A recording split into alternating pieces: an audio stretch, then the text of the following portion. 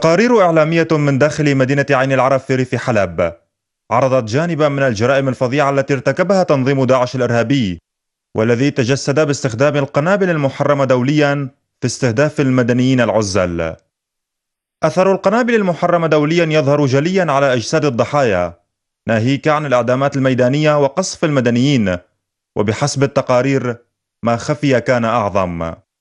لم يكتفي عناصر التنظيم الإرهابي بحسب ما أفاد أهالي مدينة عين العرب باستخدام الأسلحة المحرمة دوليا، فالروايات والشهادات أكدت أنه عندما يدخل هذا التنظيم إحدى القرى ويجد فيها رجلا عجوزا لم يتمكن من الهرب، لا يتردد أبدا بذبحه ونشر صوره على مواقع التواصل الاجتماعي.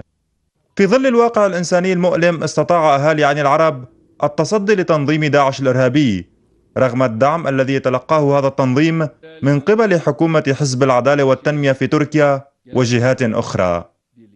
وزارة الخارجية السورية سبق أن حذرت من لجوء التنظيمات الإرهابية إلى استخدام السلاح الكيميائي في وقت يتعامى فيه المجتمع الدولي عن ممارسات تلك التنظيمات التي تتعاظم من خلال خطف النساء وقتل الأطفال وانتهاك المقدسات دون إقامة أي اعتبار لحرمة أي مكان.